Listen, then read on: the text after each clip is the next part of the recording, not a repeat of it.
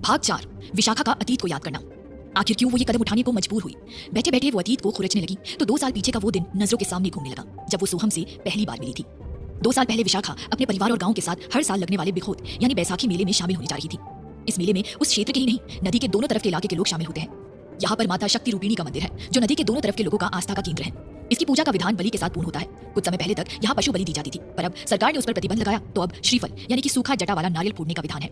उस दिन भी ढोल दमाऊ यानी कि स्थानीय ढोल बांस के लंबे डंडे पर लहराता माता का लाल ध्वज, श्रीफल और पूजन सामग्री के साथ देवली गांव के लोग माता के जयकारों के साथ अपने गांव से निकले तो लोगों में उत्साह व हर्ष चरम पर था।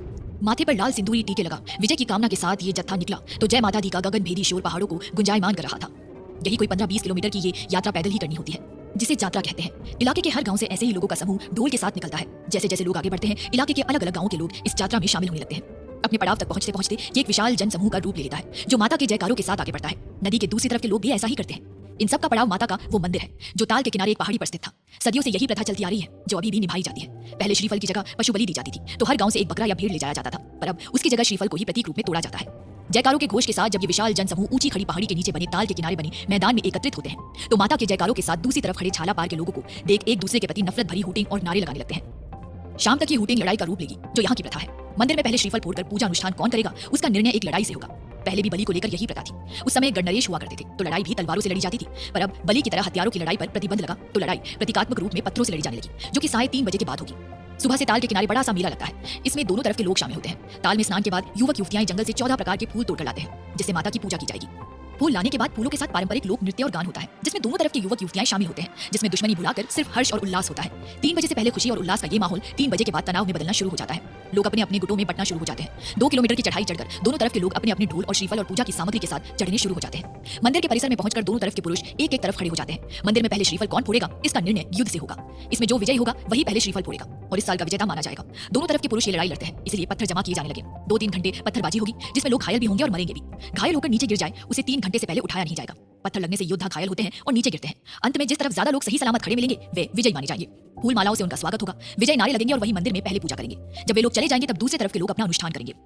अजीब विडंबना ये रहती है कि थोड़ी देर पहले तक जो लोग साथ में नृत्य गीत कर रहे होते हैं कुछ समय के अंतराल पर एक दूसरे के जान के दुश्मन बन जाते हैं। पत्थरों से एक दूसरे को घायल करने लगते हैं। उस दिन भी 3 बजते ही लड़ाई शुरू हुई तो चारों तरफ शोर और चीखों पुकार नारे हूटिंग होने लगी। किसी का सिर फट गया, किसी की टांग टूट गई, पर ये खेल रुकता नहीं है। औरतें और बच्चे इसमें शामिल नहीं होते। वे बस एक किनारे खड़े होकर इस खेल को देखते हैं और अपनी तरफ के लोगों का हौसला बढ़ाते हैं और उनकी विजय के लिए प्रार्थना करते हैं। ऐसे ही एक किनारे खड़ी विशाखा की नजर खून से लथपथ दर्द से तड़पते भाई पर पड़ी तो खुद को रोक नहीं पाई और नियम तोड़ इस भीड़ में घुस गई। भीड़ में एक पत्थर उसे आकर लगा तो वो नीचे गिर गई। कई पैर उसके हाथ पैरों को कुचलने लगे। दर्द के कारण वो बेहोश होने लगी। अचानक उसे आभास हुआ किसी ने उसे अपनी बाजुओं में उठा लिया है। वो आंखें खोल देखने का प्रयास करने लगी।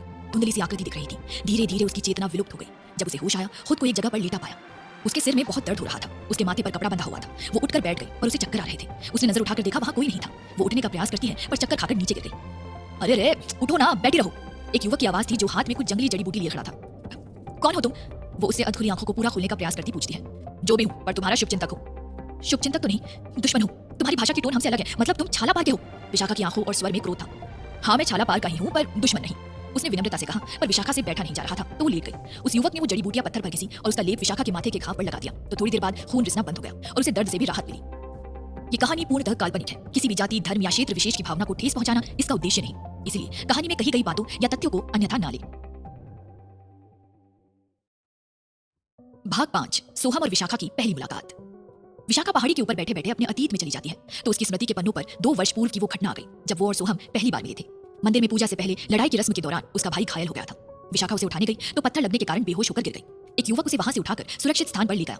विशाखा को उसकी भाषा से आभास हो गया कि वो छाला पार का होगा तो वो उससे पूछती है कि क्या तुम छाला पार के हो? हाँ मैं छाला पार का हूँ, पर यकीन मानो तुम्हारा दुश्मन नहीं। हमारी कोई निजी दुश्मनी तो नहीं है, उसने विनम्रता से जवाब दिया। पर विशाखा उसकी बातों से सहमत नहीं थी। दुश्मन नहीं तो फिर ये लड़ाई क्यों, नफरत क्यों? परंतु अभी दर्द के कारण वो अधिक नहीं बोल पा रही थी, ना उसे बैठा जा रहा था तो वो वापस लेट गई। युवक जो जड़ी बूटियां लाया था उन्हें एक समतल पत्थर के ऊपर रख एक नुकीले पत्थर के टुकड़े से घिसता है और उसके बाद उसका लेप विशाखा के घाव पर लगा देता है। लेप लगाने की थोड़ी देर बाद खून रिसना बंद हो गया और अब उसे दर्द से भी राहत महसूस हो रही थी, किंतु अब उसे प्यास लगने लगी। गला भी सूख रहा था। दर्द और प्यास के कारण होठ सूख कर उन पर पपड़ी जमकर सूखी दरारें हो गई तो वो लेटे लेटे गले पर हाथ लगाकर बुदबुदाई, पानी पानी। प्यास लगी है? उसने विशाखा से पूछा तो वो बस हाथ से इशारा कर पाती है। पानी तो यहाँ आसपास मुश्किल ही मिलेगा, देखना पड़ेगा, वो विशाखा से बोला। पर वो खड़ा उठा और इधर उधर नजर दौड़ा, पानी की संभावना पर विचार करने लगा। पर वहां पानी नहीं था। मंदिर परिसर में मिल सकता है किंतु अभी वहां जाना उचित नहीं। लड़ाई खत्म होने से पहले अगर किसी ने उसे विशाखा के साथ देख लिया कि वो छाला पार की लड़की को बचाकर ले गया था तो सब उस पर नाराज हो जाएंगे। जब उसने लड़की को उठाया था उस समय तो बहुत अधिक भीड़ भाड़ थी तो किसी ने उस पर ध्यान नहीं दिया। पर अब तो भीड़ भी कम हो गई होगी, वो आसानी से पकड़ा जाएगा। लड़ाई खत्म हो जाए तभी वापस जाना ठीक रहेगा और लड़की भी स्वयं से जा नहीं पाएगी। पानी पी लेगी तो शायद थोड़ा बेहतर महसूस करेगी। सोचकर वो नीचे की तरफ उतरा। थोड़ी दूर चला कि उसे एक स्थान पर अपेक्षाकृत अधिक हरियाली दिख रही थी। वो उस तरफ ही बढ़ा। वहां पहुंचकर मन में प्रसन्नता की लहर दौड़ गई। पहाड़ से पानी पतली सी धारा रूप में प्रवाहित हो रहा था। उसके चेहरे पर चमक आ गई। उसने स्वयं पानी पिया। बेहद ठंडा और मीठा पानी था जो अमृत सम शरीर के साथ आत्मा को तृप्त करने वाला था। उसने तो पी लिया, पर उसके लिए यहाँ से पानी लेकर कैसे जाएगा? उसने चारों तरफ नजर दौड़ाई तो नजर वहां खड़े पेड़ों में से एक पर जाकर ठहर गई, जिसके पत्ते चौड़े चौड़े व आकार में अपेक्षाकृत बड़े थे। वो 2-3 पत्ते तोड़ लाया, उनको मोड़कर दोने का आकार बना दिया। अब वो उसमें पानी भरकर ले जा सकता था तो उसने वैसा ही किया। पानी भरा और सावधानी से ऊपर की तरफ चढ़ने लगा। ले आया पानी, लो पी लो। उसने विशाखा के मुंह के पास दोना लाकर कहा तो विशाखा ने इनकार कर दिया। मैं नहीं पीऊंगी, तुम हमारी दुश्मन हो। दुश्मन के हाथ का पानी पीने से अच्छा है मैं मर जाना पसंद करूंगी। कहकर वो मुंह फेर लेती है। उसकी बात पर उसे गुस्सा भी आया और हंसी भी कि इतनी मुश्किल से वो पानी लाया और लड़की के नखरे खत्म होने में नहीं आ रहे। तुम लड़कियों के इतने नखरे क्यों होते हैं? या फिर छाला पार के लोगों को अपनी अकड़ दिखाने का शौक रहता है? प्यास की वजह से होठ सूख रहे हैं, थोड़ी देर और पानी नहीं पियोगे तो शरीर में पानी की कमी हो जाएगी। पर नहीं, पानी पीकर जान बचाने से ज्यादा जरूरी दुश्मनी निभानी है। ऐसा ही तो नजरिया है दोनों तरफ के लोगों का, तभी ये रिवायती दुश्मनी खत्म नहीं हो रही है। पुरखों की दुश्मनी अभी तक निभाई जा रही है और आगे भी निभाते रहेंगे। निभाओ फिर, किसने रुका है? नहीं पीना पानी तो मत पियो, मैं ही पी लेता हूँ। इतनी चढ़ाई चढ़कर लाया था, मेरा भी गला सूखने लगा है। कहता वो नीचे बैठ गया और पानी पीने का नाटक करने लगा तो विशाखा को लगा सच में पानी खत्म हो जाएगा। तो वो बुदबुदाई, नहीं पानी। साथ में हाथ का इशारा करती है कि उसे पानी पिलाओ तो वो हंसने लगा। मैं नहीं पी रहा, ये तुम्हारे लिए ही है, लो पी लो। कहकर वो उसके मुंह में पानी का वो दोना लगाता और एक हाथ उसके सिर के पीछे रखता है तो अब वो पानी पी लेती है। प्यास से गला सूख गया था तो होठों पर पानी की कमी और दर्द की वजह से दरारें पड़ गई थी। पानी पी लिया, अब उसे थोड़ा राहत मिला। थोड़ी देर बाद वो उठने की कोशिश करती है तो वो वहां खड़े एक पत्थर के सहारे उसे कमर टिकाकर बिठा देता है। वो छाला पार का लड़का विशाखा की इतनी मदद कर रहा था तो विशाखा को अब वो दुश्मन कम और एक अच्छा इंसान ज्यादा नजर आने लगा था। वो उसे उस भीड़ में से भी बचा लाया था, वरना अभी भी वही दर्द से तड़प रही होती। इतनी मुश्किल उठाकर पानी भी लाया और अब उसका हौसला भी बढ़ा रहा था, जो दुश्मन तो नहीं करता। धन्यवाद, वो कृतज्ञता जताती है तो वो मुस्कुरा दिया। धन्यवाद किस बात का? मुस्कुराकर उसने पूछा। दुश्मन होकर भी मुझे वहां से बचा कर लाए, मेरे लिए पानी लाए और मेरी इतनी मदद भी कर रहे हो। धीरे से विशाखा फुसफुसाई। तुम्हारी और मेरी कोई निजी दुश्मनी तो नहीं जो ऐसे बोल रही हो? ठीक है, दोनों तरफ के लोग परंपरा के नाम पर इसे निभा रहे हैं तो उसे परंपरा तक ही सीमित रखो, जहन में मत उतारो। मुझे तो ये समझ नहीं पड़ता कब तक हम लोग परंपरा के नाम पर इस जानलेवा खेल को आगे बढ़ाते रहेंगे। हम आज की नई पीढ़ी को इस बारे में गंभीरता से विचार करना चाहिए और ये खूनी खेल अब बंद होना चाहिए। बोलते हुए उसकी आवाज और चेहरे पर गंभीरता थी। स्वयं जो थोड़ी देर पहले तक दुश्मनों की पंक्ति में खड़ा पत्थर बरसा रहा था, अब अकेले में शांति का पाठ पढ़ा रहा है। इतना ही बुरा लगता है तो रोकना था अपने लोगों की, मत मारो पत्थर। पर नहीं, तब तुम भी उस खेल में शामिल थे। विशाखा ने तंज कसते कहा, मैं उस सब में शामिल नहीं था और नहीं पत्थर मार रहा था, मैं बस किनारे खड़ा था, तभी तो तुम मुझे दिखी, वरना मेरा ध्यान तुम पर कैसे जाता? मैंने तो सबको समझाने की कोशिश की और करता भी रहता हूँ कि परंपरा निभानी भी है तो 1-2 पत्थर मार बस खत्म करो। इस तरह क्यों लड़ते हो? पर फिर सवाल यही कि पहले पूजा कौन करेगा? जिसके लिए कोई खुद को कमतर आंकने तैयार नहीं, तो हल कैसे निकलेगा? इसका कोई हल नहीं। दोनों तरफ के लोग कई 100 वर्षों से ये परंपरा निभा रहे हैं और आगे भी निभाएंगे। मेरे और तुम्हारे चाहने से कुछ नहीं बदलने वाला। और अब अंधेरा होने वाला है, मुझे वापस मंदिर तक छोड़ दो। मेरे घर वाले मुझे वहां ना पाकर परेशान हो रहे होंगे। विशाखा बोली। हाँ चलो चलते हैं, अब शोर भी बंद हो गया है, लगता है लड़ाई भी अब खत्म हो गई है। चलो। कहती विशाखा उठने की कोशिश करती है पर सिर पर गहरी चोट होने के कारण उसे चक्कर आने लगे तो वो वापस बैठ गई। क्या हुआ? मुझसे खड़ा नहीं रहा जा रहा तो चलूंगी कैसे? वो सिर पकड़ती बोली। मंदिर तक चलने की हिम्मत करो, वहां पर डॉक्टर भी है, दवाइयां भी वहां जाते ही तुम्हें इलाज मिल जाएगा। नीचे ताल के पास गाड़ियां भी है, ज्यादा घायल हो तो उन्हें तुरंत ट्रीटमेंट भी देंगे और घर भी छोड़ देंगे, तो इसलिए अब यहाँ से चलते हैं। पर मेरा मंदिर तक जाना मुश्किल है। विशाखा ने चलने में असमर्थता जताई। जाना तो पड़ेगा, वरना सब लोग अनुष्ठान करके चले जाएंगे और हम यहाँ अकेले रह गए तो बहुत बड़ी मुश्किल हो जाएगी। हाँ, अंधेरा भी होने लगा है। विशाखा ने विचार किया तो वो हिम्मत भरती है और उठने की कोशिश करती है तो वो लड़का उसे उठाने में मदद करने के लिए हाथ बढ़ाता है तो वो उसका हाथ पकड़ती है और खड़ी हो जाती है। उसने चलने की हिम्मत की पर वो लड़खड़ा गई। गिरने वाली होती तो वो उसे अपनी बाजुओं में थाम लेता है और उसे नीचे गिरने से बचा लेता है। उस समय विशाखा को उसकी बाजुएं दुनिया की सबसे सुरक्षित जगह और वो शख्स अपना लग रहा था। दोनों एक दूसरे की आंखों में देख दिल की गहराई में उतरने का प्रयास करने लगे तो विशाखा खुद को उन आंखों में डूबता महसूस कर रही थी। अब तो कोई दिक्कत नहीं, वो मुस्कुराकर उसे बाहों में उठाता हुआ बोला तो विशाखा ने मुस्कुराकर नाम एक गर्दन हिलाई। भाग 6। विशाखा के मन में सोहम के प्यार का आगाज। विशाखा चल पाने में असमर्थ थी इसलिए वो युवक उसे बाहों में उठा लेता है। उसने उसे पूछा कि कोई ऐतराज तो नहीं, तो विशाखा ने नाम एक गर्दन हिलाई तो वो उसे उठाकर मंदिर की तरफ आने लगा। विशाखा एक टक उसे ही देख रही थी। रंग गोरा, आंखें हल्की ब्राउन थी, दिखने में भी काफी आकर्षक था। इस सब के इतर जो अलग बात थी वो ये कि उसमें गजब का सम्मोहन था, एक अलग सा आकर्षण था जिस कारण विशाखा उसे देखने से खुद को रोक नहीं पा रही थी। चलते चलते लड़के के पैर के नीचे रोड़ा आ गया तो वो हल्का सा लड़खड़ा गया, पर अगले ही पल संभल भी गया। उसके लड़खड़ाने से विशाखा हाथ उसकी कमर पर रख उसे कसकर पकड़ लेती है। उसके ऐसा पकड़ने से लड़के ने उसकी तरफ देखा। उसके चेहरे पर मुस्कान थी, वो भी वैसा ही महसूस कर रहा होगा जैसा विशाखा महसूस कर रही थी, पर वो जता नहीं रहा था। उसने विशाखा को खुद को एक टक देखते देखा तो पूछा, ऐसे क्या देख रही हो? यही कि हमारी तरफ के लोग तो कहते हैं कि छाला पार के लोग क्रूर और निर्दय होते हैं, पर तुम्हें देखकर तो ऐसा नहीं लगता। विशाखा की बात सुन वो ठाका मार हंसा। हंस क्यों रहे हो? मासूमियत से विशाखा ने पूछा। उसका इस प्रकार हंसना उसे अच्छा नहीं लगा। सॉरी, बुरा लगा हो तो। वो क्या है ना, हम लोग भी तुम्हारी तरह आम इंसान ही हैं, क्रूर सिंह के पोते नहीं है जो हम ही क्रूर और निर्दय होंगे। वो बोलते हुए हंसी रोक नहीं पा रहा था तो अब विशाखा भी मुस्कुरा दी। तो फिर हमारे यहाँ के लोग तुम लोगों से इतना भय क्यों खाते हैं? ये भय जानबूझकर मन में भरा जाता है ताकि जो दुश्मनी है वो हमेशा यूं ही चलते रहे। इसलिए तो मेल जोल रिश्तेदारी पर प्रतिबंध है कि कहीं लोगों का आपस में मेल जोल बढ़ा तो दुश्मनी आगे कैसे चलती रहेगी। उसने वजह बताई। हाँ शायद ऐसा ही हो। विशाखा उसकी बात में इत्तेफाक जताती है। असल बात पता है क्या है? दोनों तरफ के लोगों के मन में ये बात इतनी गहराई से घर कर गई है कि अब उसका निकलना नामुमकिन है कि उस पार के लोग बुरे हैं इसलिए हमारे दुश्मन हैं। दोनों तरफ के जनमानस की भी एक दूसरे के प्रति यही सोच भी है और रवैया भी। जैसा तुम्हारे यहाँ हमें क्रूर और निर्दय कहा जाता है, हमारे यहाँ कहते हैं छाला पार के लोग हिंसक और झगड़ालू होते हैं। अच्छा हाँ, ये तो चलो मान भी लिया जाए, पर इससे भी बढ़ बढ़कर कहा जाता है। इसके अलावा और क्या कहते हैं? वैसे तो बहुत सी और बातें भी हैं, पर सबसे ज्यादा आश्चर्यजनक और कौतूहल जगाने वाली बात तुम्हारे बारे में ये प्रचलित है कि छाला पार की लड़कियां आंचरी परी होती है जो कि लोगों को हर लेती है। उसने ये बात कही जो विशाखा को अच्छी नहीं लगी। ये कहा जाता है हमारे बारे में। उसने आंखें उसकी तरफ की, पर वो उससे आंखें चुराने लगा। हाँ, आंखें क्यों चुरा रहे हो मुझसे? विशाखा ने उसे नजरें चुराते देखा तो पूछा। कहते हैं उनकी आंखों में देखने से बचना चाहिए, वरना वे वश में कर लेती है। उनसे दूर रहने में ही भलाई होती है। क्या पता कौन लड़की के भेष में आंचरी हो। अब मैं भी छाला पार की लड़की को गोद में उठाकर ला रहा हूँ, तो क्या पता वो भी आंचरी हो, इसलिए आंखों में नहीं देखूंगा। उसने होठों पर आती हंसी को दबाते हुए कहा तो विशाखा को गुस्सा आ गया। तो तुम्हें मैं आंचरी परी लग रही हूँ, इसलिए मुझसे नजरें चुरा रहे हो? विशाखा ने आंखें छोटी कर ली। हाँ, वो मुश्किल से अपनी हंसी रोक रहा था। ऐसा सोचते हो हमारे बारे में कि सब लड़कियां आंचरियां होती हैं? क्या पता, हो भी सकता है। कहना क्या चाहते हो? तुम इतनी देर से मेरे साथ हो तो मुझे आम मनुष्य ही लग रही हो, पर तुम इतनी सुंदर हो तो मन सोचने पे मजबूर है। कोई आम लड़की तो इतनी सुंदर नहीं होती, तो कोई परी भी हो सकती है, या सच में कोई आंचरी परी भी हो।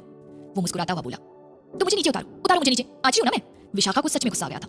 क्या पता हो भी। आंचरी होती तो अब तक तुम्हें हर भी लेती। विशाखा गुस्से में बोली। ये भी तो हो सकता है, रूप बदलकर मेरे साथ छल कर रही हो। मैंने तो ये भी सुना है कि वो सुंदर लड़कों को अपने वश में कर लेती है। मेरी मम्मी कहती है मैं भी सुंदर हूँ, कहीं तुम भी मुझे वश में मत कर लेना। वो हल्के मजाकिया लहजे में ये सब कह रहा था। उसकी इस बात पर विशाखा हंसने लगी। हंस क्यों रही हो? उसने वजह पूछी। तुम्हारी गलतफहमी पर। वो क्या है ना छाला पार के सब क्रूर और निर्दय होते हैं और ना छाला के इस तरफ की लड़कियां आंचरी परियां होती हैं। और हाँ, तुम भी इतने सुंदर हैंडसम नहीं हो कि किसी आंचरी परी को तुम्हारे लिए खेत पर्वत से यहाँ उतरना पड़े। वो खिलखिलाकर हंस रही थी तो उसका चेहरा जो दर्द से मुरझा रहा था खिल गया।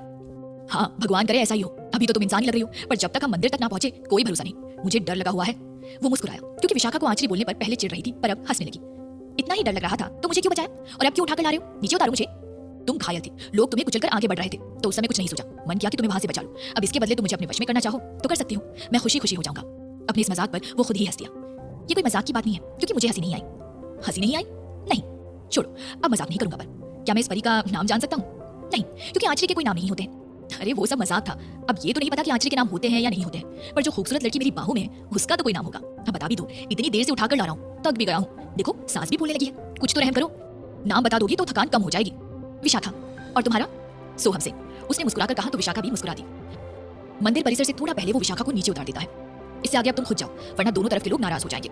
ठीक है, कहती विशाखा धीरे धीरे आगे बढ़ी। जब अपने तरफ वालों की तरफ बढ़ी तो उसने मुड़कर एक नजर सोहम को देखा, जिसकी नजर भी उस पर ही थी। वो हाथ हिलाकर उसे बाय करती है और जाकर एक जगह पर बैठ गई। उसके घर वाले भी उसे ना पाकर परेशान हो उसे ढूंढ रहे थे। उन्होंने विशाखा को देखा तो राहत की सांस ली। विशाखा घायल थी तो उसे डॉक्टर के पास ले जाया गया, जिसका वहां इंतजाम किया होता है। छाला के इस पार के लोग ही विजय हुए थे। इस बार तो पहले उन्हें ही पूजा करने का मौका मिला। उसके बाद सभी लोग मंदिर से नीचे उतर आए। विशाखा, उसके जैसे लोग जो घायल थे, जिसमें उसका भाई भी था, उन्हें गाड़ी से घर छोड़ दिया गया। बाकी सब लोग उसी प्रकार पैदल आए जैसे गए थे।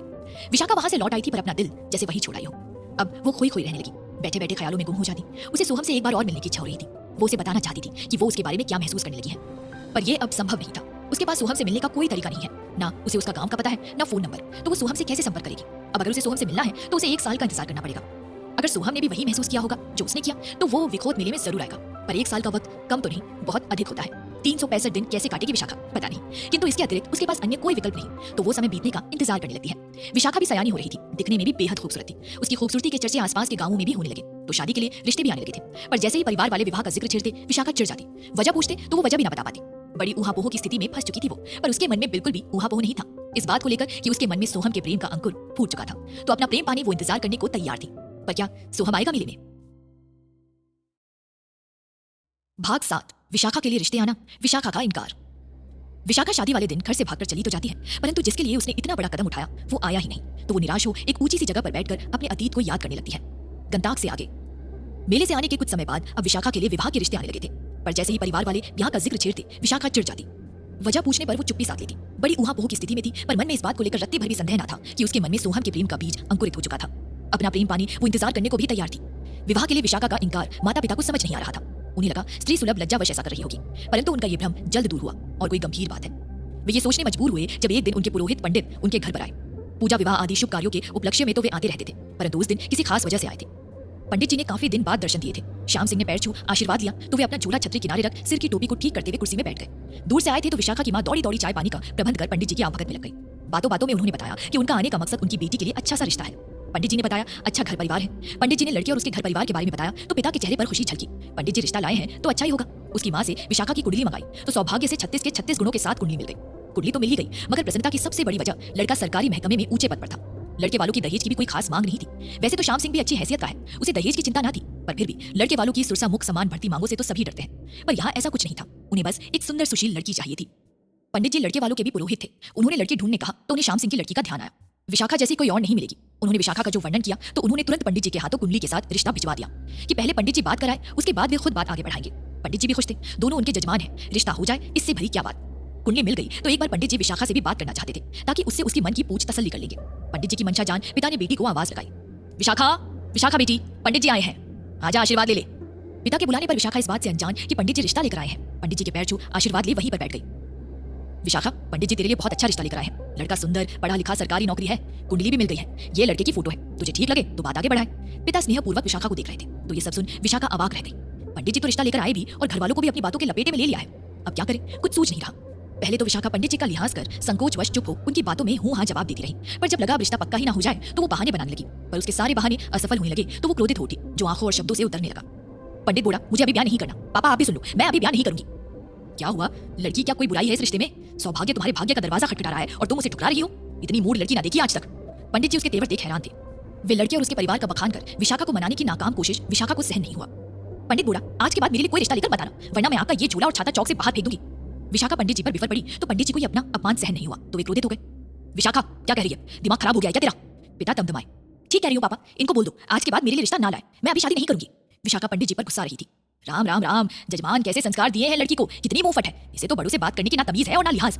आगे से इसके लिए कोई रिश्ता क्या, मैं तो इसके ब्याह के फेरे भी नहीं पड़ाऊंगा। पंडित जी दोनों कानों पर हाथ लगाकर क्रोध के साथ अपनी हैरानी व्यक्त कर रहे थे।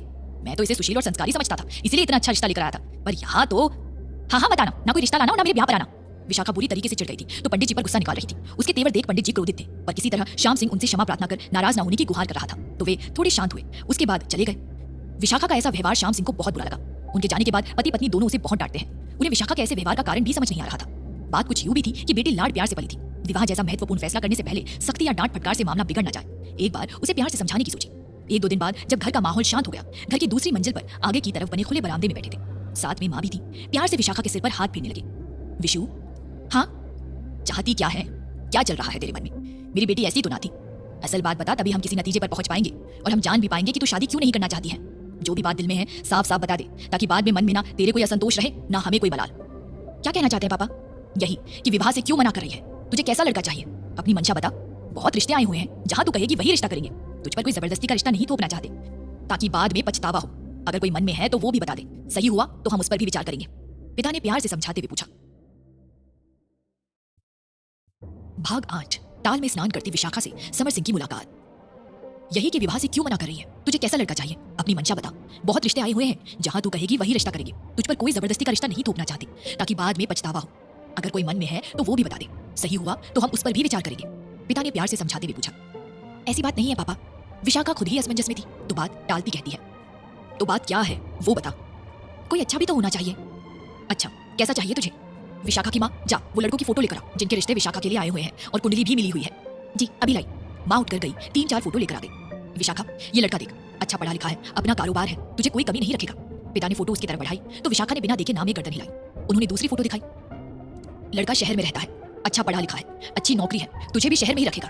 विशाखा ने उसे भी नकार दिया। जब दिल में किसी अन्य की तस्वीर छप चुकी तो भला अन्य तस्वीर देखने से क्या होने वाला था। दूर है पर चांद को अपने दिल में बसाए चकोरी ये जानते हुए भी कि उसका प्रियतम उससे बहुत दूर है, उसे कभी मिलेगा भी नहीं, फिर भी उसको ही चाहती है। वही स्थिति अभी विशाखा के मन की भी है, जब मन में बसा चितचोर कहाँ भाई कोई और। पिता बेचारे इन सब से अनजान, बेटी नादान है सोचकर लड़कों की तस्वीरें एक के बाद एक इस आस में दिखाई जा रहे हैं कि विशाखा किसी को तो हाँ बोल दे, तो फोटो के साथ उनके गुणों को बखान किए जा रहे थे, जिसे विशाखा नकारती जाए। आखिर हार कर पूछ लिया, तू ही बता अपनी पसंद, बता कहाँ रिश्ता करना चाहती है। उसके मन की थाली ने आखिर में पूछ लिया। छाला पार। विशाखा ने पिता की ओर देखा तो वे सुनकर दंग रह गए। दिमाग खराब हो गया है छोरी का, क्या कह रही है, कुछ पता भी है? रिश्ता करना तो दूर, सुबह उठकर हम छाला पार ये सोचकर नहीं देखते कि दिन अच्छा नहीं जाता और तुझे वहां ब्याह करना है। वे पूरी तरह से तिलमिला गए थे, गुस्से में हाथ छोड़ देते पर किसी तरह खुद को नियंत्रित किया। हाँ, विशाखा की आंखों का डर और शर्म दोनों नदारद थे।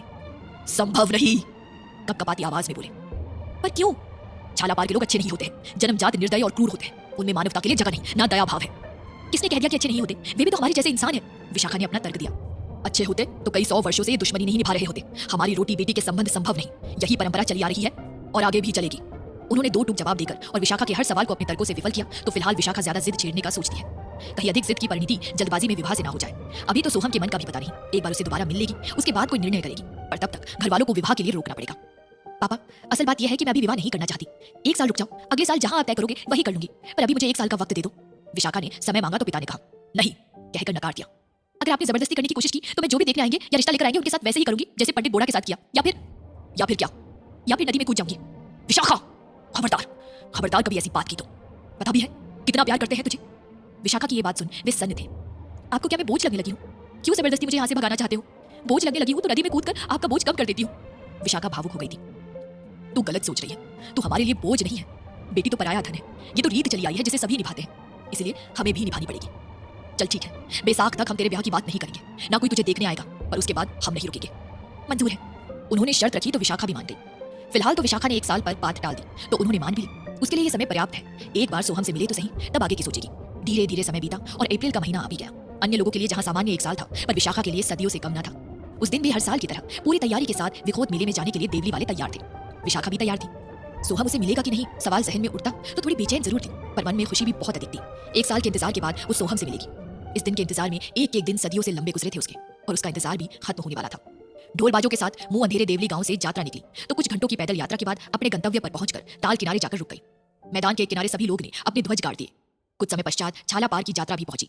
उसके पहुंचते ही हूटिंग शुरू हो गई। सब लोग इसे देख रहे थे, परंतु विशाखा की इस सब में दिलचस्पी न थी।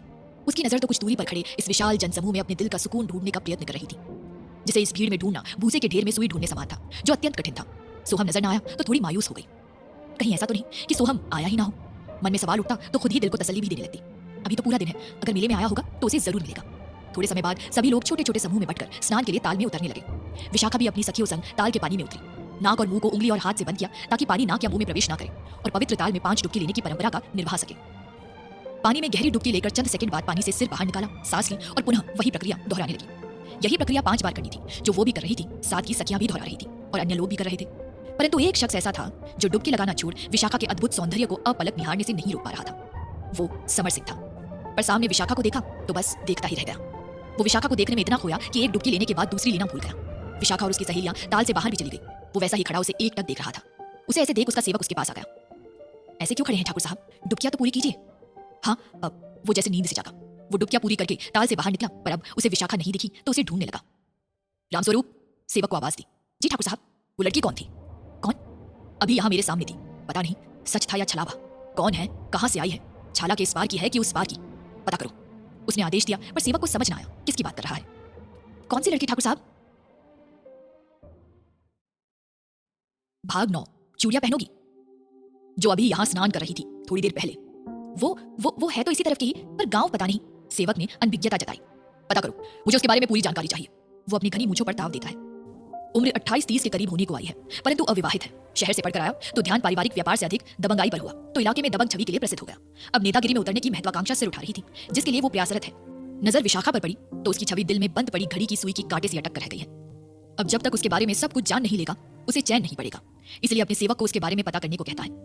उधर विशाखा भी सब जगह देख चुकी, पर सोहम कहीं नजर नहीं आ रहा, तो मायूसी घेरने लगी थी। पर मन के किसी कोने से दबी आवाज आती, नहीं वो जरूर आएगा। पर ना आया तो उसकी प्रेम कहानी भी महज एक तरफा चाहत बनकर न रह जाए। सोच सोचकर दिल बैठा जा रहा था। अब समय जंगल से फूल चुनकर लाने का हुआ, तो सभी युवक युवतियां साथ लगते बांज बुरांस के पेड़ों से भरे जंगल में गए और फूल एकत्रित करने लगे। उनमें से कुछ छोटे छोटे पौधों से फूल चुनने लगे, वहीं कुछ लड़के चटाक लाल रंग की बुरांस के फूलों से लदे पेड़ों पर चढ़कर फूल तोड़ने लगे। लड़कियां छोटे छोटे पौधों पर लगे रंग बिरंगे फूलों को चुनकर अपनी छोटी छोटी और सुंदर लकड़ी की बुनी फूलों की टोकरियों को रंग बिरंगे फूलों से भरने लगी। फूल चुनते चुनते विशाखा अपनी सहेलियों से थोड़ी अलग हो गई। वो पीले फूलों से लदे एक छोटे आकार के पेड़ से फूल तोड़ने के मकसद से उसकी टहनी नीचे खींचती है। हाथ में लिए फूलों की टोकरी को नीचे जमीन पर रख देती है और फूल तोड़कर उसमें डालने लगती है। विशाखा, कान में आवाज ये पड़ी तो वो पेड़ की टहनी हाथ से छूटकर झटके से ऊपर उछली। साथ में उसके कांटे उसके हाथ में खरोच मारती चली गई।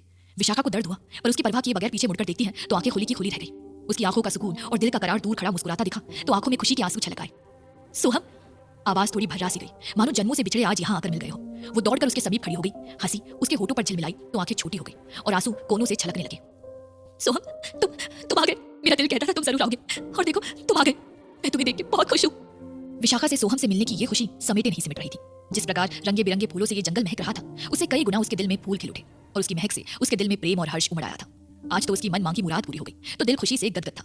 सोहम भी वही सब महसूस कर रहा था जो विशाखा महसूस कर रही थी। उसके चेहरे की खुशी उसके मन की दशा व्यक्त कर रही थी। वो भी विशाखा को एकटक देख रहा था कि नजर विशाखा के हाथ पर गई। कांटों ने हाथ पर निशान छोड़ दिए थे जिनसे हल्का हल्का खून रिस रहा था। विशाखा, ये क्या किया? फूल तोड़ने आई थी या कांटे चुभाने?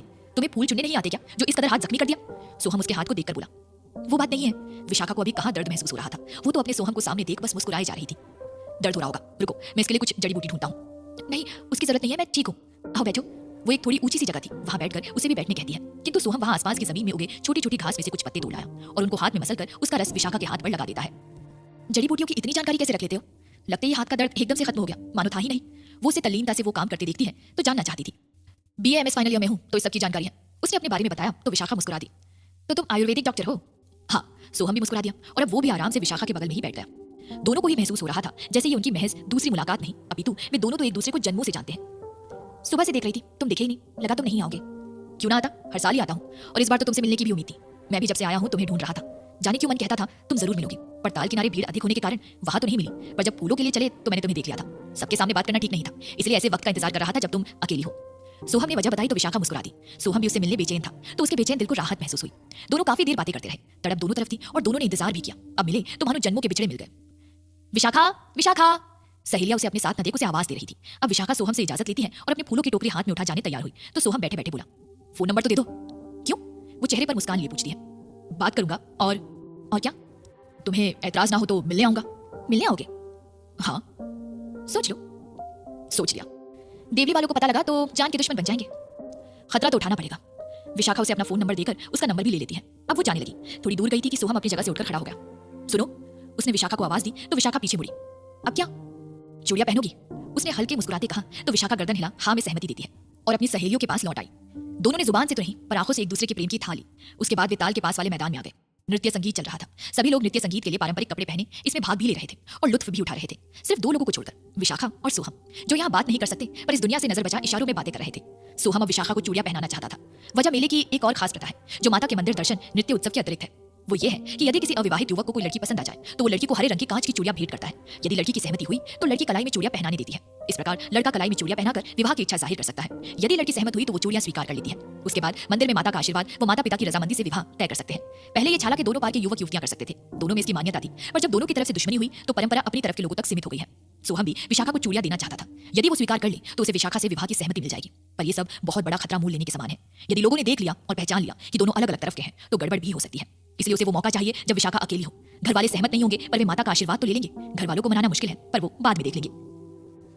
ये कहानी पूर्णतः काल्पनिक है। किसी भी जाति, धर्म या क्षेत्र विशेष की भावनाओं को ठेस पहुंचाना इसका उद्देश्य नहीं। किसी से इसकी समानता होना मात्र संयोग है।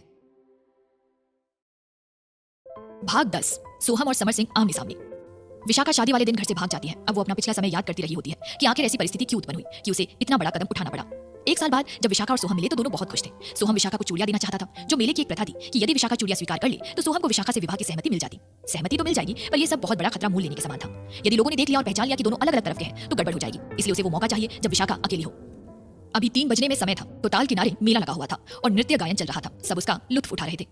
विशाखा सबसे दूर एक जगह पर बैठ गई। उसकी सहेलियां नृत्य में शामिल हो गई पर वो उनमें शामिल होने से इनकार कर एक जगह बैठ गई। वजह थोड़ी दूरी पर सोहम जो बैठा हुआ था। थोड़ी देर बाद कुछ सखियां वापस आ गई। अब विशाखा बातें तो अपनी सखियों संग कर रही थी पर चोर नजरों से सोहम को ही देख रही थी। दोनों इस मेले की भीड़ भाड़ से बेखबर आंखों से बातें कर रहे थे कि सहेलियां उसे जबरन अपने साथ चलने की जिद करने लगी कि मेले में एक जगह कठपुतली नृत्य हो रहा है, वो देख कर आते हैं। मन तो ना था पर सखियों की जिद पर उसे जाना पड़ा। वे उसका हाथ पकड़ साथ ले जाने लगी तो वो मुड़कर सोहम को देखने लगी। वो भी उसे जाते देख रहा था। विशाखा का ध्यान पूरी तरह सोहम पर था कि वो दूसरी तरफ से आते समर सिंह से टकरा गई। विशाखा को देख उसके होठों पर मुस्कान थी। वो तो तब से विशाखा को ढूंढ रहा था जब से उसे देखा था। विशाखा को देख वो तो खुश था तो उसे देख मुस्कुराने लगा। उसको मुस्कुराता देख विशाखा को अजीब लगा। सॉरी, वो उससे क्षमा मांग आगे बढ़ गई। समर सिंह को तो मन मांगी मुराद पूरी हो गई थी। वो तो विशाखा को ही ढूंढ रहा था। अब तो जिस तरफ विशाखा गई वो भी उसके पीछे जाने लगा। दूर खड़े सोहम को विशाखा दूर जाती दिखी तो वो भी अपनी जगह से उठकर उनके पीछे आने लगा। विशाखा को एहसास हुआ कि समर सिंह उसका पीछा कर रहा है तो वो अपनी सहेलियों को इससे अवगत कराती है। मालती, सखी को आवाज दी तो वो रुक गई। वो हमारा पीछा कर रहा है। उसने समर सिंह की तरफ इशारा किया तो सब सहेलियां उस तरफ देखने लगी। ये तो उनागढ़ का समर सिंह है। मालती उसे पहचान गई। तो जानती है इसको? हाँ। कैसे जानती है? इसको सभी जानते हैं। गुंडा है, लोगों को डराना धमकाना ही तो काम है इसका। अब राजनीति में जाना चाहता है। क्या? हाँ, पर ये तेरा पीछा क्यों कर रहा है? पता नहीं। विशाखा भी हैरान थी। तू इसे पहले मिली थी? नहीं। चल छोड़, पीछे मत देख, वापस चलते हैं जहाँ हमारे गांव के लोग हैं। मेले और भीड़ भाड़ का फायदा उठाकर ऐसे लोग मिल ही जाते हैं। ये तो खतरनाक भी है, पता नहीं क्या करे। चलो वापस चलते हैं। वे वापस जाने मुड़ती है कि समर सिंह सामने खड़ा था, हाथ में हरे रंग की चूड़ियां ली। अब विशाखा और उसकी सहेलियां घबरा गई। उसके साथ उसके 2 सेवक भी खड़े थे। विशाखा वहां से मुड़ने लगी पर ये क्या, समर सिंह ने तो उसका हाथ पकड़ लिया। छोड़ो मेरा हाथ। विशाखा ने विरोध किया। वो अपनी कलाई छुड़ाने लगी पर वो नहीं छोड़ता बल्कि मुस्कुरा रहा था। छोड़ने के लिए नहीं पकड़ा है। क्या बके जा रहे हो? विशाखा को यह सब असहनीय लग रहा था तो वो अपनी कलाई छुड़ाने का प्रयास करने लगी। साथ में मदद के लिए भी देखने लगी कि इस भीड़ में कोई तो उसे रोके। हाथ छोड़ो मेरा, शर्म नहीं आती इस तरह किसी लड़की का हाथ पकड़ते। विशाखा क्रोध में थी। वो समर सिंह के इस बर्ताव से आहत भी थी। मैं तुम्हें चूड़ियां भेंट करना चाहता हूँ। उसने एक हाथ में चूड़ियां ली हुई थी। मैं तो तुम्हें जानती भी नहीं, मैं क्यों तुम्हारी चूड़ियां स्वीकार करूं? मैं ऊनागढ़ का समर सिंह हूँ। मेरी इतनी पहचान तुम्हारे लिए काफी है। इलाके में सभी मुझसे परिचित है। मैं तो तुम्हें नहीं जानती। विशाखा की आंखों और चेहरे पर आक्रोश था। मुझे नहीं जानती तो जल्द ही जान जाओगी। मुझे नहीं जाना, हटो रास्ते से। चूड़ियां स्वीकार कर लो, उसके बाद चली जाना। क्या जबरदस्ती है? माना कि चूड़ियां भेंट करने का रिवाज है, किंतु यदि मुझे स्वीकार नहीं तो तुम जबरदस्ती नहीं कर सकते। विशाखा उसे नियम याद दिलाती है। चूड़ियां तो तुम्हें स्वीकार करनी पड़ेगी। विशाखा के इनकार के बावजूद समर सिंह तो विशाखा को चूड़ियां पहनाने पर अड़ गया। अब इसमें विशाखा की रजामंदी नहीं, उसे इससे कोई मतलब ना था। वो मन में ठान चुका था। विशाखा के मना करने के बावजूद उसके हाथ में चूड़ियां पहनाने लगा, जो कि नियम के विरुद्ध था। वो उसे चूड़ियां भेंट कर सकता था यदि वो हामी भरती, तभी पहना सकता था। समर सिंह ने आज तक ना नहीं सुनी। उसे लगा विशाखा भी ना नहीं कहेगी। उसने विशाखा की रजामंदी लेनी जरूरी नहीं समझी और उसके हाथ में चूड़ियां पहनाने लगा। सोहम ने देखा तो उससे ये बर्दाश्त नहीं हुआ। वो क्रोध से भर गया। उसने समर सिंह का हाथ पकड़कर झटक दिया। छन की आवाज के साथ चूड़ियों के टुकड़े जमीन पर बिखर गए। लड़की का हाथ छोड़। सोहम ने गुस्से से उसे धक्का दिया तो वो गिरते गिरते बचा। सोहम का यूं धक्का देना उसे पसंद नहीं आया। उसकी आंखों में क्रोध के शोले तैरने लगे, जो सोहम को जला देना चाहते थे। मैं इसे चूड़ियां पहनाना चाहता हूं। इसका और मेरे बीच का मामला है। तुम्हें क्या समस्या है? तुम हो कौन जो बीच में टांग अड़ाने आ गए? समर सिंह की क्रोध भरी आवाज गरजी। मैं कोई भी हूं, इससे फर्क नहीं पड़ता, पर इस प्रकार की जोर जबरदस्ती मुझे बर्दाश्त नहीं। लड़की की रजामंदी नहीं तो तुम जबरदस्ती उसे चूड़ियां नहीं पहना सकते। सोहम उसकी आंखों में आंखें डाले खड़ा था। मैं जो मर्जी करूं, तुम होते कौन हो मुझे रोकने वाले? शायद मुझे जानते नहीं। मैं समर सिंह हूं, समर सिंह। छाला के इस पार के तो नहीं लगते। होते तो ये साहस नहीं करते। समर सिंह गुर्राया। मुद्दा इस पार या उस पार का नहीं है। मुद्दा यह है कि तुम मनमानी नहीं कर सकते। करूंगा। क्या कर लोगे? विरोध करूंगा। सोहम की आंखों में भी क्रोध उतर आया था। देखता हूं कैसे रोकते हो। समर सिंह ने अपने सेवक की तरफ देखा। उसने उसे चूड़ियां लेकर दी तो वो पुनः विशाखा के हाथ में चूड़ियां पहनाने लगा, जो सोहम को बर्दाश्त नहीं हुआ। वो समर सिंह का हाथ पकड़ लेता है और विशाखा का हाथ उसके हाथ से छुड़ा लेता है, तो विशाखा उससे छूटकर थोड़ी दूर जाकर खड़ी हो गई। समर सिंह और सोहम की तू मैं हाथापाई में परिवर्तित हो गई। कोई पीछे हटने तैयार नहीं था। जब तक दोनों लड़ रहे थे किसी ने हस्तक्षेप नहीं किया, पर सोहम को भारी पड़ता देख उसके सेवक सोहम पर टूट पड़े। ऐसा हुआ तो सोहम के गांव के दोस्त रिश्तेदार बचाव में आ गए और दो लोगों का झगड़ा दोनों तरफ के लोगों के झगड़े में परिवर्तित हो गया। किसी तरह बड़े बुजुर्गों ने उन्हें शांत किया। वजह पता चली तो समर सिंह ने बताया कि उसे विशाखा पसंद है, इसलिए चूड़ियां भेंट करना चाहता था। सोहम ने बताया कि जबरन चूड़ियां पहना रहा था, इसलिए विरोध किया। आखिर विशाखा से पूछा गया तो उसने इनकार कर दिया कि वो समर सिंह की भेंट की चूड़ियां नहीं पहनेगी। लड़की के इनकार के बाद लोगों का दबाव देख समर सिंह को पीछे हटना पड़ा। उसे वहां से जाना पड़ा। समर सिंह पीछे हट तो गया, पर विशाखा मन में और सोहम नजरों में चढ़ गए, तो उसे देख लेने की धमकी देकर चला गया। भाग गया रहा सोहम का विशाखा को चूड़ियां पहनाना। समय अब 3 बजे का हो चला था। दोनों तरफ के लोग ऊपर मंदिर की तरफ चढ़ने लगे। वहां पहुंचकर हर बार की तरह लड़ाई के लिए मैदान सजने लगे। सोहम पहले भी कभी इस लड़ाई का हिस्सा नहीं बनता, तो इस बार भी नहीं बनेगा। वो हर बार की तरह इस बार भी लोगों को समझाता है कि इस प्रकार लड़ना ठीक नहीं, पर उसकी आवाज हर बार की तरह इस बार भी कारखाने में तूती की आवाज की तरह दबकर रह गई। दोनों तरफ के लोग एक दूसरे के जान के दुश्मन बने पत्थर बरसाने लगे। दुखी हो सोहम पीछे हट गया। अभी 3 घंटे का समय था। जब सब लोग लड़ाई में व्यस्त रहेंगे, इस समय वो विशाखा से मिल सकता है। वो विशाखा को फोन करके सबकी नजर बचा उसी जगह पर मिलने बुलाता है जहां पे पिछली बार मिले थे। खतरा तो था इस सब में, पर विशाखा भी एक बार और सोहम से मिलकर बात कर लेना चाहती थी। फिर ना जाने कब मुलाकात हो। मौका देख सोहम वहां से चुपके से निकल गया। भीड़ का फायदा उठा विशाखा भी बहाना बनाकर चली गई। जाकर देखा तो सोहम उसी जगह पर बैठा उसका इंतजार कर रहा था। सोहम, उसे देख विशाखा ने धीरे से पुकारा तो वो मुस्कुरा दिया और अपनी जगह पर खड़ा हो गया। आओ विशाखा। विशाखा चलती हुई वहीं पर आकर बैठ गई। ताल किनारे की पहाड़ी की ये ऊंची सी मुंडेर, जिस पर बैठकर नजर दौड़ाओ तो चारों तरफ पहाड़ियां ही पहाड़ियां, जिनके ऊपर मंडराते सफेद बादलों के टुकड़े बैठने का आसरा ढूंढ रहे थे। दूर नजर दौड़ाने पर दिखती सफेद बर्फ से ढकी पहाड़ियों की श्रृंखलाएं फैली हुई प्रकृति के इस खूबसूरत नजारे को बेहद खूबसूरत बना रही थी। इस खुशनुमा वातावरण में बैठे विशाखा और सोहम सब कुछ भूले एक दूसरे की आंखों में आंखें डाले बातें कर रहे थे। उन्हें महसूस हो रहा था कि ये उनकी महज दूसरी मुलाकात नहीं है, बल्कि वे तो जैसे जन्मों से एक दूसरे को जानते हो। दोनों के दिल तो पहली मुलाकात में ही मिल गए थे और इस 1 साल के वक्त में दोनों ने एक दूसरे को अपने मन में इस कदर बसा लिया कि मन ही मन सपनों के सुंदर महल भी सजा लिए। वे दोनों जैसे एक दूसरे के लिए ही इस दुनिया में आए थे। यहाँ मिलना तो बस बहाना था। बात करते करते सोहम ने जेब में रखी हरे रंग की चूड़ियां हाथ में ले ली। तुम्हारे लिए लाया हूं, पहनोगी? सोहम के हाथ में चूड़ियां देख विशाखा ने शर्माते हुए हाँ में सहमति जताई, तो सोहम प्यार से उसके गोरे गोरे हाथ में वो चूड़ियां पहनाने लगा, तो विशाखा उसे प्यार से देखने लगी। जब चूड़ियां पहना दी तो सोहम बड़े प्यार से उसके हाथ की उंगलियों में अपनी उंगलियां फंसा लेता है, तो विशाखा के गाल हया से लाल हो गए। सोहम उसके गालों पर हाथ लगा पूछता है, शर्मा रही हूं? नहीं, विशाखा ने गर्दन झुकाकर ना का इशारा किया। शर्मा तो रही हूं, कहकर वो उसकी ठोड़ी को हाथ से ऊपर करता है। विशाखा ने सोहम से नजरें मिलाई तो ज्यादा देर मिला नहीं पाई और चेहरा दूसरी तरफ कर लिया। तुम बहुत खूबसूरत हो, सोहम मुस्कुराते हुए बोला, तो विशाखा भी मुस्कुराती। लगता ही नहीं इस धरती को हूं, ऐसा लगता है आसमान से उतरी कोई परी है, इसलिए मुझे उस दिन शक हो रहा था। उसने मुस्कुराते हुए कहा, तो विशाखा के होठों पर उस दिन को याद कर मखमली हंसी खेलने लगी। तभी मुझे आंचली कह रहे थे, हाँ अब जल्दी से मैं इस परी को अपने साथ ले जाना चाहता हूँ। पर यह संभव कैसे होगा? हंसती हुई विशाखा ने हंसी होठों में बंधकर चिंतित हो पूछा। चूड़ियां तो पहना दी, पर हम विवाह बंधन में बंध पाएंगे कि नहीं? मुझे तो मुमकिन नहीं लग रहा। विशाखा शंकित थी। नामुमकिन तो नहीं, पर यह सब मुश्किल जरूर है। पहले तो घर वालों को मनाना, हमारे घर वाले मान भी गए तो दोनों तरफ के लोग अड़ंगा डाल देंगे। उसके माथे की चिंता की लकीरें गहरा गई। तो क्या हमारा मिलना मुमकिन नहीं? हमारा प्यार अधूरा रह जाएगा? विशाखा मायूस नजरों से उसे देखने लगी। दोनों की आंखों में अपने प्यार को पालेने की चाहत और मिलन की तड़प थी, पर दोनों के प्यार के बीच में बहुत बड़ी दीवार है, जो कई वर्षों से निभाई जा रही दुश्मनी का नतीजा थी। प्यार करने वाले कब अंजाम की परवाह करते हैं? अपने प्यार को पाने की कोशिश तो करेंगे, बाकी हमारी किस्मत। सोहम ने उसका हाथ अपने दोनों हाथों के बीच में लेकर हौले से दबाया और आंखों से उसमें उम्मीद जगाई कि उनका प्यार जरूर सफल होगा। चूड़ियां तो पहन ली, अब माता का आशीर्वाद कैसे ले? अगर मंदिर के अंदर पता लगा कि हम अलग अलग तरफ के हैं, बवाल हो जाएगा। विशाखा ने उसकी तरफ देखा। दोनों इस पर बहुत सोचते हैं। आखिर दोनों ने एक योजना बनाई। अगर छाला के उस पार के विजयी होंगे तो सोहम उनके साथ अनुष्ठान में तो शामिल होगा, पर वो नीचे नहीं उतरेगा, यही रुक जाएगा। चेहरा ढककर वो जब विशाखा मंदिर के गर्भगृह में जाएगी, वो भी उसके साथ मंदिर के अंदर चला जाएगा। भीड़ में कौन पहचानेगा कि कौन है? और यदि छाला के इस पार की विजयी हुई, तब भी सोहम छिपते हुए मंदिर में चला जाएगा। थोड़ी देर बात करके दोनों अलग अलग वहां से वापस आ गए। विशाखा ने बाकी चूड़ियां तो उतारकर छिपा दी, एक एक हाथों में रहने दी। पूरी बाजू के कपड़ों में उसने वो चूड़ियां छिपा ली ताकि किसी को शक न हो। इस बार छाला के उस तरफ के लोग ही विजयी हुए तो वे ही पहले पूजा अनुष्ठान करेंगे। सोहम परिवार व गांव वालों के साथ अनुष्ठान में शामिल हुआ। जब 7 के लोग मंदिर से नीचे उतरने लगे तो वे उसे भी साथ चलने कहते हैं, पर वो बहाना बनाकर पीछे रुक गया। अब इस बार के लोग मंदिर की सीढ़ियां चढ़ने लगे। जैसे ही विशाखा परिवार के साथ मंदिर की सीढ़ियां चढ़ने लगी, सोहम ने चोट का बहाना बनाया, मुंह रुमाल से बांध ढक लिया और विशाखा के बराबर चलता मंदिर के गर्भगृह में आ गया। इसी तरह सबकी नजर बचा दोनों ने माता का आशीर्वाद लिया, जो दोनों के लिए बहुत शुभ संकेत था। चूड़ियां पहनने के बाद माता के दर्शन कर ले तो बहुत कम ऐसा होता है कि रिश्ता आगे ना बढ़े। सफलतापूर्वक माता के दर्शन कर सोहम तुरंत ही मंदिर से निकल गया। क्योंकि उसके गांव के लोग चले गए होंगे तो अब उसे ये सफर अंधेरे में अकेले करना पड़ेगा, जो खतरे से खाली नहीं। पर जब ओखली में सिर दे दिया तो मुसल से क्या डरना, सोच वो आगे बढ़ा और थोड़ी देर बाद वो अपने गांव के लोगों तक पहुंच गया। भाग 12, सोहम और विशाखा का पहाड़ छोड़ने की योजना बनाना। मेले से लौटने के बाद अब विशाखा और सोहम के मिलने के अवसर तो बहुत कम थे। दोनों दूर जरूर थे, पर प्यार करने वालों के लिए ऐसी दूरी कब मायने रखती है। वे मौका लगते ही जब तब फोन पर बातें करने लगे। एक दिन भी बात न होती तो बेचैन हो जाते। दोनों ने साथ जीने मरने की कस्में भी खा ली। सोहम अब अपने कॉलेज लौट गया था, पर वो हर रोज विशाखा से फोन पर बात करता था। विशाखा को अपना बनाने की इच्छा मन में दबाए समर सिंह ने भी आखिर विशाखा के घर रिश्ता भिजवा दिया। समर सिंह और उसके परिवार का इलाके में अपना रुतबा और रसूख था, तो विशाखा के इनकार करने के बावजूद उसके घर वालों ने ये सोचकर कि ये तो हर रिश्ते के लिए ना ही बोलेगी, पर वे हर बार उसकी बात नहीं मानेंगे, सोचकर उसकी शादी समर सिंह के साथ तय कर दी। विशाखा के इनकार का भी अब घर वालों पर कोई असर न था। सारे बहाने फेल हो गए, धमकियां बेकार हो गई। कोई चारा ना देख अब वो सोहम को मिलने बुलाती है। सोहम कॉलेज से छुट्टी आया हुआ था, वो विशाखा से मिलने इसी जगह पर आया जहां आज विशाखा बैठी हुई थी। ये जगह देवली से काफी दूर थी। यहाँ नदी पर एक छोटा सा पुल बना था जिसे दोनों तरफ के लोग नदी पार करने के लिए उपयोग में लेते थे। मेले से लौटने के बाद दोनों की पहली मुलाकात हुई तो प्रसन्नता का तो कोई अंदाजा नहीं लगा सकता था। एक बड़े से पेड़ की छाव में तने का सहारा ले कमर टिकाकर दोनों बैठ गए। सोहम ने विशाखा का हाथ हाथों में ले चूमा तो विशाखा भी मुस्कुरा दी। तुमने बात की घर वालों से? विशाखा ने पूछा। हाँ, पर वे मान नहीं रहे हैं। सोहम ने गहरी सांस ली। हाँ, वो तो पता ही था। घर वालों ने साफ मना कर दिया है कि छाला पार रिश्ता तो दूर, उधर देखना भी मत, वरना वे लोग तुझे मार डालेंगे। वो गहरी सांस लेकर वो थोड़ा मायूसी से बोला। मेरे घर वाले भी तैयार नहीं हो रहे। ऊपर से उस समर सिंह ने ना जाने क्या जादू किया कि मेरे घर वाले मेरी कोई बात सुनना ही नहीं चाहते। अब क्या करें? मायूसी से विशाखा ने पूछा। मुझे भी कुछ समझ नहीं आ रहा। सोहम की आंखों में मजबूरी और बेबसी थी। सोहम, मैं तुमसे बहुत प्यार करती हूँ। तुम्हारे अलावा मैं किसी और के साथ ब्याह करना तो दूर, सोचना भी नहीं चाहती। अगर मेरा ब्याह उस समर सिंह से जबरदस्ती करवाया गया तो मैं उससे पहले नदी में कूद जाऊंगी। विशाखा रुआसी हो गई। सोहम उसके होठों पर उंगली रख ऐसा कहने से मना करता है। विशाखा, क्या कह रही हो? दोबारा ऐसे मत कहना, ऐसे हिम्मत नहीं हारती। सोहम ने उसके दोनों कंधों को पकड़ आगोश में भरते हुए कहा।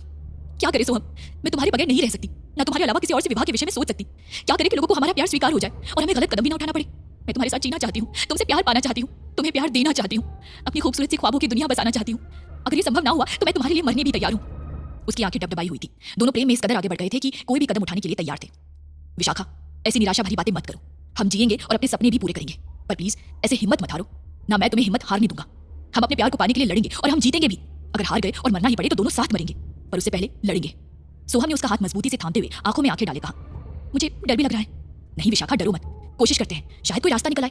फिलहाल तो ऐसा करो किसी तरह ये शादी 4 महीने डाल दो। सोहम ने उसे सुझाया। क्यों?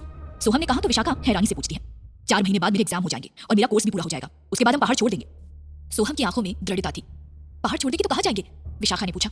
प्लेन्स में चले जाएंगे, इस नफरत भरी दुनिया से दूर। हम अपनी नई दुनिया बसाएंगे, यहाँ कोई हमारा रिश्ता ना स्वीकार करेगा ना अपनाएगा। हम दोनों शादी कर लेंगे। दोनों की तरफ जो संबंध बंद है, हमारी शादी करते ही वो वापस खुल जाएंगे। कुछ समय हमारा विरोध होगा, पर देखना बाद में सब भूल जाएंगे और हमें अपना भी लेंगे। और क्या पता उसके बाद ये रिवायती दुश्मनी की जो मोटी परत जमी है, हमारे प्यार से वो थोड़ा पिघल जाए। चांस दोनों है, या तो दुश्मनी की मोटी दीवार पतली होगी या हमें दंड मिलेगा। अगर ये लोग हमें ढूंढते वहां भी आ गए तो? विशाखा शंकित हो पूछती है। हम यहाँ से जाने के बाद पुलिस की सहायता मांग लेंगे, वो हमें सुरक्षा देगी। इसमें तो बहुत खतरा है। खतरा तो है, पर खतरा तो उठाना पड़ेगा। इस दुश्मनी को कभी ना कभी खत्म तो होना ही चाहिए। कब तक मंदिर में परंपरा के नाम पर खून और हमारे जैसे प्रेमियों के दिल टूटते रहेंगे? किसी को तो इस दुश्मनी को खत्म करने की शुरुआत करनी ही पड़ेगी। हमारे पूर्वजों ने जो गलती की, अभी भी सब लोग उसे दोहराकर उस दुश्मनी को आगे बढ़ा रहे हैं। सोहम की आंखों में दृढ़ता थी। कैसी गलती? किसकी गलती? विशाखा ने हैरानी से पूछा। तुम्हें नहीं पता? नहीं, ये दुश्मनी जॉब है। पहले ऐसा नहीं था। पहले दोनों तरफ के लोग प्रेम से रहते थे, शादी ब्याह होते थे। पर इस दुश्मनी के पीछे हमारी जैसी एक प्रेम कहानी और उससे जुड़ा एक श्राप है, जिसके डर से दोनों तरफ के लोग ये दुश्मनी निभाते हैं, खून बहाते हैं और रोटी बेटी के संबंधों पर प्रतिबंध है। मुझे क्यों किसी ने नहीं बताया? मुझे भी बताओ। विशाखा ने सच जानने के उद्देश्य से कहा। अभी समय नहीं है, काफी देर हो चुकी है, कभी फुर्सत से बताऊंगा। अभी मुझे निकलना है, किसी ने हमें देख लिया तो मुसीबत हो जाएगी। सोहम जाने के इरादे से खड़ा उठ गया। वो विशाखा से विदा ले जाने लगा तो विशाखा की आंखों में आंसू छलक आए। सोहम ने पीछे मुड़कर देखा, विशाखा की आंखें भरी हुई थी। उसके कदम रुक गए। उसने दोनों बाहें फैला दी तो विशाखा दौड़ती हुई उससे लिपट गई। वो भी उसे बाहों में भरकर भावुक हो गया कि पता नहीं आगे उनके साथ क्या हो। I love you Vishakha, I love you so much. I love you too, Vishakha ने दोहराया तो वो प्यार से उसके माथे पर चूमता है। दोनों एक दूसरे से बिल्कुल भी दूर नहीं जाना चाहते, पर क्या करें, मजबूरी है, जाना तो पड़ेगा। सोहम विशाखा को खुद से अलग करता है तो विशाखा भी उसे नम आंखों से मगर मुस्कुराते हुए बाय करती है। विशाखा से इजाजत ले सोहम चला गया। विशाखा की शादी ना करने की बात तो ना मानी घर वालों ने, पर 4 महीने रुकने को तैयार हो गए। धीरे धीरे 4 महीने भी गुजर गए। सोहम के एग्जाम भी हो गए। अब वे दोनों घर छोड़ने की कोशिश करने लगे। विशाखा ने 2 बार कोशिश की, पर वो पकड़ी गई तो घर वालों ने उस पर सख्ती बढ़ा दी। उसका घर से निकलना मुश्किल हो गया, तो उन्होंने निश्चय किया कि शादी के 4 दिन पहले से विशाखा हर रोज घर से निकलने की कोशिश करेगी। अगर कामयाब हो गई तो उसी जगह पर आएगी। सोहम भी हर रोज गाड़ी लेकर गांव के नीचे आएगा। वो गाड़ी खड़ी करके उसी जगह पर उसका इंतजार करेगा। यदि वो 11 बजे तक ना आई तो वो वापस चला जाएगा। 3 दिन तो विशाखा ने कोशिश की, पर कामयाब तो नहीं हुई, बल्कि अब घर वालों ने उसका फोन भी छीन लिया। पर विशाखा किसी तरह अपनी सहेली को कहकर फोन और सिम का इंतजाम कर लेती है। शादी वाले दिन आखिर उसे मौका मिला और वो निर्धारित जगह पर भी आ गई, पर सोहम अभी तक नहीं आया। अतीत से वापस आकर विशाखा सोचने लगी, सोहम ऐसा तो नहीं था, पर आज वो दोपहर से उसे फोन लगा रही थी, किसी तरह घर वालों से फोन मांगकर। पर ये सोहम कहाँ रह गया? कहीं घर वालों के दबाव में उसका मन तो नहीं बदल गया? वो एक बार और सोहम को कॉल लगाती है, पर वो अभी भी बंद ही आ रहा था। क्या करे उसे कुछ समझ नहीं आ रहा था। वापस भी क्या करेगी जाकर? कोई उसे अपनाएगा तो है नहीं, और अपना भी लिया तो सोहम को दिल में बसाए वो किसी और की कैसे हो सकती है? बल्कि उसे मौत से बदतर दोहरी जिंदगी जीने के लिए मजबूर होना पड़ सकता है। अपने ख्यालों में खोई विशाखा को दूर से गांव वालों का शोर सुनाई दिया, तो वो अपनी जगह पर खड़ी हो उस तरफ देखने लगी। शायद वे लोग उसे ही ढूंढने आ रहे होंगे। वो बेहद घबरा गई, कुछ समझ में नहीं आया। कहीं गांव वाले उसे पकड़कर वापस ले गए तो उसके साथ क्या सलूक करेंगे? सोचा नदी में छलांग लगा दे। वो थोड़ी आगे जाती है, ऊंची सी जगह थी, कूदने का सोचती है। नीचे नदी का शोर दिल में भय भर रहा था। उसने कूदने के लिए आंखें बंद की, दोनों हाथ फैलाए। वो एक बार अपने माँ बाप, भाई बहन और सोहम को याद करती है और दोनों हाथ फैलाए कूदने को हुई कि कानों में आवाज पड़ी, रुको।